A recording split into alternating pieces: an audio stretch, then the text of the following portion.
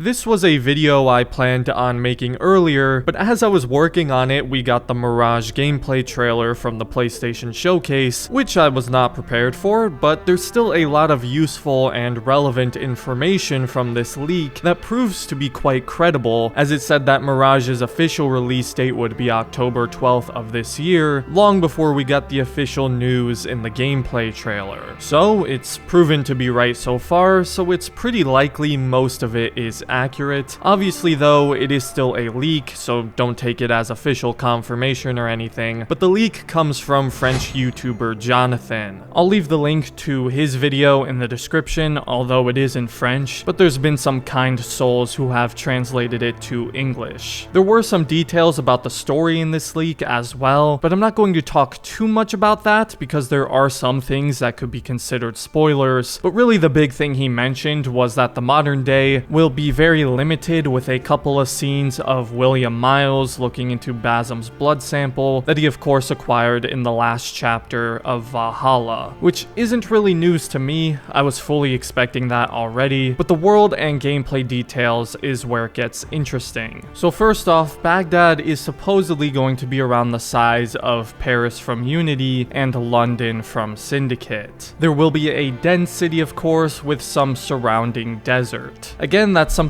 we've kind of heard or guessed at before, so not a big surprise, and I think that sounds good. From the trailer, that also seems to be quite accurate. Significantly smaller than the RPG game's worlds, and keep in mind, Unity and Syndicate's worlds are still big, especially when you're traversing via parkour and on foot. The worlds still feel massive, and I generally care more about a world's density as opposed to its scale. And if it has good parkour pathing and design, then that's exactly what I want from an AC game. And for a while now, we've heard that Baghdad is going to be as dense as Paris from Unity, which obviously had me very excited, as Paris is one of my favorite open worlds in the series and has an insane amount of NPCs. Like, seriously, it's still so impressive how they managed to fit that many NPCs in a game world and make it work. But what was a little disappointing to hear is that Baghdad won't be quite as dense as Paris. According to the leak, there's not quite as many NPCs as Unity, although it's still far more than Valhalla, which we can definitely tell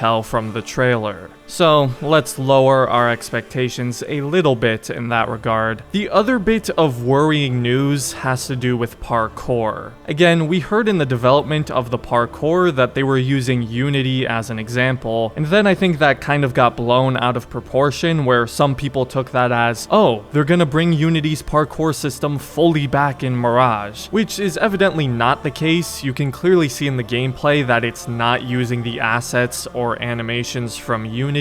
Now the leak says it's a more complex and advanced version of Origin's parkour. To me it looks like Valhalla's system, not that they're really that different. The main difference is Origin's parkour is faster, and I feel the animations look a little smoother. But in the trailer it looks a little more like Valhalla, but with sped up animations and hopefully some added depth to the system. It's kind of hard to tell from the trailer if that's the case, but we do at least know about things like the corner swing and pole vault, which are nice additions. I just hope there's more. The parkour is certainly my biggest concern as of right now with this game. According to the leak, Basim will also have a limping animation when he's hurt. They sort of have that in Origins. Bayek gets like a slight limp when he jumps from a far height. I don't know if it's going to be like that or something a little more prevalent, but that sounds cool. Realism, right? At the very least here, I'm hoping the parkour is better than the last 3 games, and it should be, considering they said parkour was one of their main focuses, but it's not going to be Unity level, unfortunately. However, there's some more details that will have me quite excited if they prove to be true. First off, Basim is going to have a very limited amount of health. I imagine that'll change based on what difficulty option you choose, assuming there are difficulty options, and how far into the game you are, but Basim is supposed to be pretty fragile. According to the leak, 3 hits will be enough to kill you, which makes sense. That's what we heard from the developers, and this means using stealth and your different tools is going to be very important. And I love that it makes combat more of a last resort than a first one, as it was in the original games. There's more incentive to use the stealth, and it's not going to be an optional playstyle like it at times felt like in the RPG games. Overall, I was very happy to hear that. And on top of the gadgets we already know are confirmed to be in the game, with the throwing knives, smoke bombs, noise makers, those poison mines from the cinematic trailer, the sleep and berserk darts with the blowgun you may remember from the older games is also going to make a return. You'll unlock these gadgets as you assassinate your targets and progress through the game, similar to like in AC1 with Altair, as he rose back up the ranks of the assassins and got more gear as he went. But what I think has me the most intrigued and excited out of everything from this leak is the mission structure. It appears Mirage is going for a more open-ended mission structure that revolves around black box assassinations. Black box assassinations are so crucial to what made those old AC games special. It's the assassin fantasy at its finest, and games like Unity and Syndicate expanded upon that more by giving you more options for special assassinations and opportunities. Almost like the Hitman games, and apparently Mirage is going to have those kinds of assassinations as well. I think we got a look at one of them in the gameplay trailer where Basm hangs a target with a rope. This was also implemented into AC Valhalla in the Siege of Paris DLC. It was also in that one free mission with Roshan, but it wasn't quite to the extent of something like Hitman or even Unity and Syndicate. So hopefully they expand upon that and give more options and approaches to assassinate your target in Mirage. Then there's the general layout of the missions, which also has me excited. You'll supposedly have 4 major targets to assassinate in Baghdad, each one controlling a specific region, with a 5th target being the main antagonist, who's supposed to be the Master Templar of Baghdad. Although it has to be the Order of Ancients still, I imagine, as we're still a few hundred years before they became known as the Knights Templar. Regardless, I really like how the structure of the game's assassinations is being described. Think almost like the Cult of Cosmos or Order of Ancients tabs from Odyssey and Valhalla, even like Ghost Recon Wildlands where you need to kill a target occupying each region of the map, even like AC1 where you had your 9 main targets that you needed to assassinate throughout the game, except in Mirage you're supposed to have complete freedom in the order you choose to take them down in and the amount of investigating you do. And the other part of this that I find exciting as well is like AC1, you get to investigate